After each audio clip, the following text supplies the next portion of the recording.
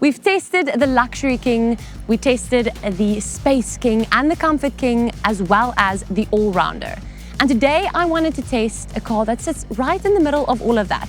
A car that a lot of South Africans actually consider when going on a road trip with a family. This is the VW Tiguan All-Space.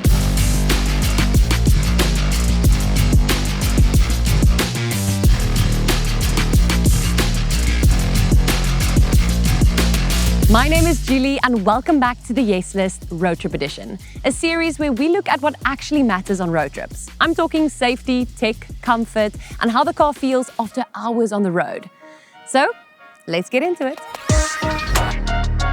Let's kick things off with the exterior. Now, the Tiguan All-Space is very clean looking. This is the R-Line package, so you get a sportier bumper, bigger alloy wheels, chrome accents, and a slightly more aggressive styling. It still doesn't scream, "Look at me." It is very modern, understated, and it fits in anyway. Inside the car, the layout is very classic VW. You've got a digital instrument cluster in front of you, a central touchscreen for infotainment, physical buttons on the steering wheel, and everything is very easy to reach. The seat itself is very supportive and comfortable. It's good for long hours. And you don't sit as high as a big SUV, but you do sit higher than in a hatchback, so it makes it feel very easy to drive. The 1.4 TSI engine paired with a DSG gearbox is smooth and quiet. It's not fast, but it's responsive enough for overtaking and cruising. It's a kind of drivetrain that just fades in the background, and that's very good for road trips. In the first and second row, the passengers are very well looked after. You get good headroom, good leg room, you get rear air vents, and the seats are so comfortable all round. The cabin is really quiet at highway speeds, and there's no moment where you feel, wow, this is cramped. So for a family of 4 or 5, this is a great option.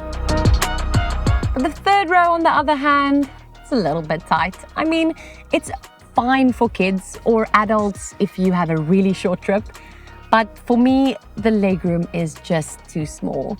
It's easy to get in and out, but it's more like a use it when you need it type of thing. You can't replace the Combi or the Staria. So yes, it is a 7-seater, but I would suggest using the first 2 rows, putting these down, and having a really big boot space.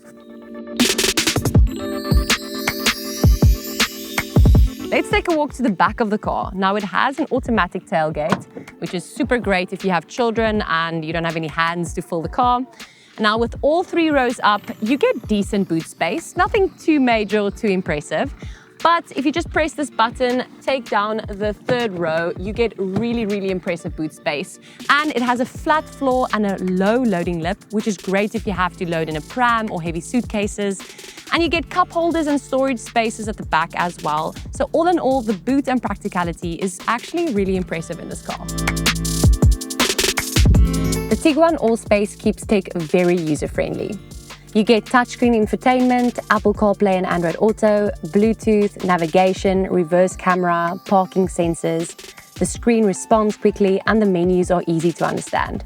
This might sound weird, but nothing feels gimmicky. It feels like everything you see in front of you is what you use every day. Safety and driver assistance is very important for long road trips, and this car is very well equipped for long distance safety. You get blind spot monitoring, lane keep assist, adaptive cruise control, front assist with emergency braking, as well as traction and stability control. On the highway, these features like the lane keep assist and the adaptive cruise control really help with driver fatigue. And that's something that's super important for me on long road trips. Let's chat about fuel consumption and range. Now, for a petrol SUV, the VW Tiguan All-Space does really well. On highways, the fuel consumption is very reasonable, and you don't have to constantly stop to refuel.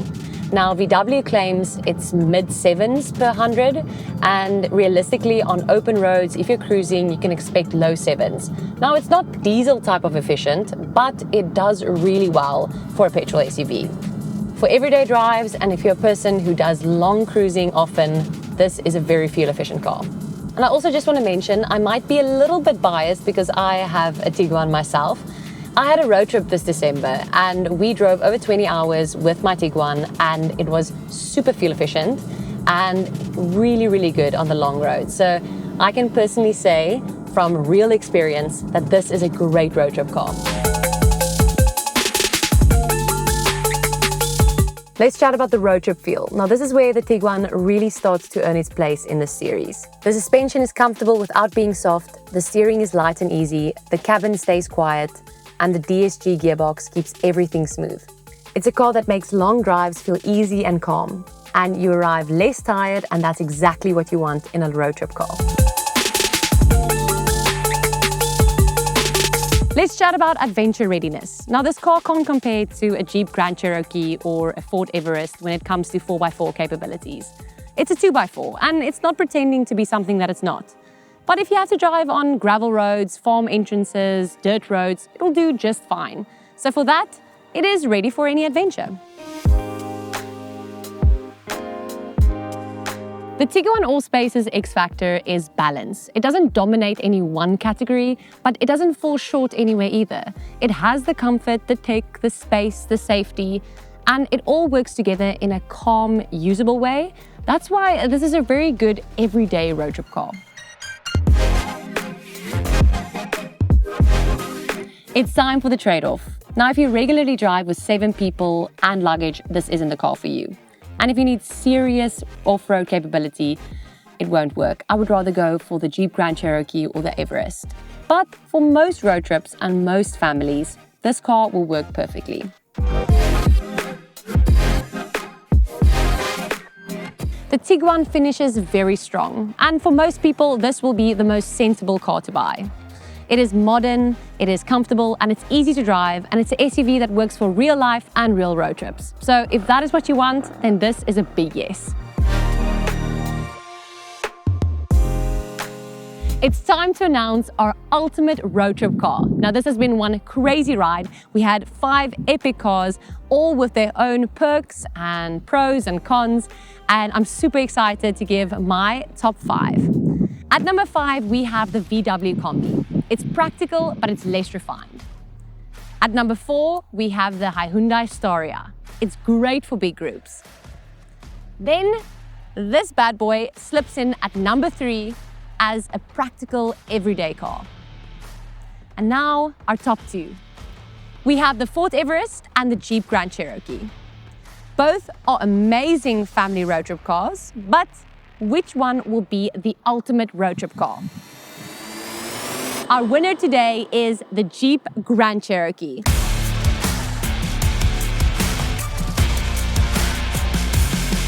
It's an amazing luxury car. It has all the features you need to have an epic road trip.